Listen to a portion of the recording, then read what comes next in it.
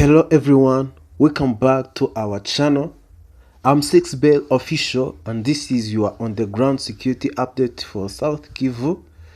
If you rely on clear, verified reporting, subscribe and link the bell so you don't miss our latest field reports and analyses. Today we bring you latest development from Rugezi, Minembwe, Timbia-NGOMA, Rudabadaba and Mwenga. Areas currently experiencing heavy fighting and intense information warfare. Today's update from South Kivu in the Eastern Democratic Republic of Congo brings new development from the front lines around Rugezi, Minembwe, Timbia-NGOMA, Rudabadaba and Mwenga, areas that remain at the center of intense confrontation between Congolese armed actors and foreign-backed rebel groups. Let us start from Rugezi. Rugezi is under heavy fire. Waza countered the M23 alliance. Violent crashes erupted early this morning in Rugezi near Minembwe, where combined force of Twirwaneho, Red-Tabara, FNL and M23 fighters launched a coordinated offensive against the Waza forces aligned with the FABB. According to field reports, the Waza wing of CPLC, commanded by Lieutenant General Delphin Kalembe Ngoma Nzito, has been resisting this multi-front assault since 7:45 a.m. The fighting quickly spread into nearby villages, including Timbia-NGOMA and Rudabadaba, where exchanges of heavy gunfire continued throughout the day. This joint labor offensive highlights a significant escalation. The M23 and its allied group appear to be coordinating their movement more closely, attempting to stretch Waza and FABB lines across wider front.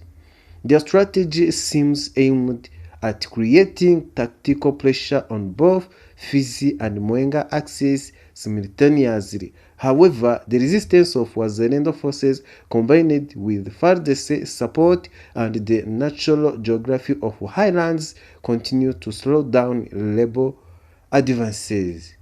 Did the M23 take Mwenga? Local sources say no.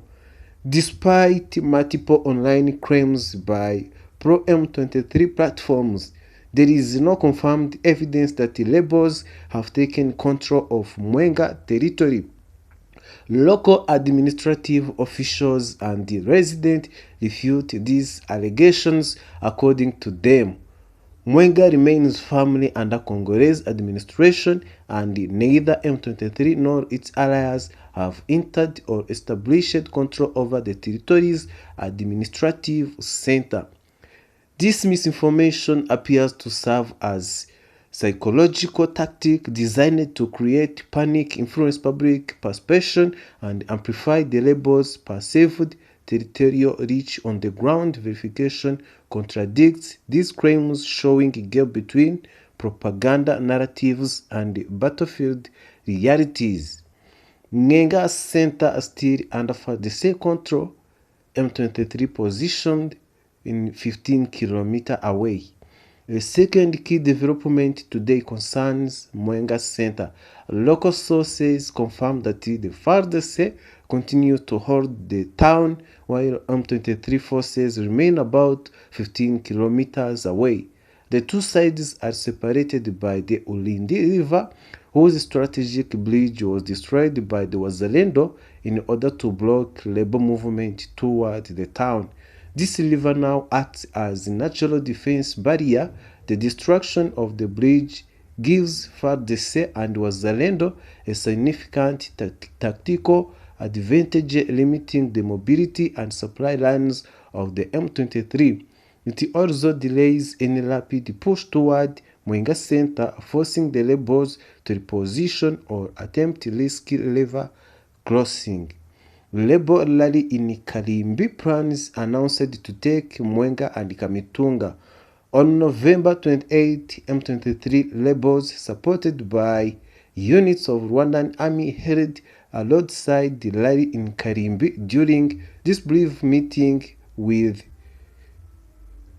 civilians, they declared their intentions to advance toward Mwenga town, capture Kamituga, open the Kamituga-Bukavu road, install a rebel administrator for Mwenga territory. Residents report that civilians were instructed to prepare for another assembly within 2 days. Rebels have already taken control of Karambi and Kasika, both of which had been abandoned prior to their arrival. The declaration made during this rally indicates strategic ambition but not necessarily operational capability, announcing plans to install an administrator. Signals and desire not only territorial expansion but for political control. However, the lack of bridge access was a random counterattacks and FARDC current defensive lines present serious obstacles to this plan. Additionally, public gatherings orchestrated by armed groups frequently aim to create the appearance of civilian support, an important psychological strategy in contested territories. Claims of M23 presence in Mwenga proven false, despite continued online narratives suggesting that M23 has already entered the Mwenga town. Local ground reports do not confirm any such takeover. Sources across the Mwenga zone emphasize that the situation should be verified through Wazalendo units operating directly on the ground rather than relying on social media announcements. This reinforces a pattern. M23 releases aggressive claims online ahead of actual battlefield movement, likely as a part of information warfare strategy meant to destabilize the population and weaken morale. The reality on the ground remains more complex and less favorable to the rebels than their public statement suggests. Let us see the conclusion and what this means for the region. This situation in South Kivu remains fluid and unpredictable. Key takeaways include Wazalendo and FARDC maintain control of Mwenga Center. Labor progress is slower than their online claims suggest. The Urindi River now forms a strategic defensive line. Rugezi, Timbia-NGOMA, and Rudabadaba face heavy fighting. M23 and its allies are intensifying psychological operation alongside the military action. As the conflict continues to evolve, independent verification on the ground remains essential to separate facts from propaganda. That's our update for now. If you found this report useful, please like, comment, and share to help others get verified information.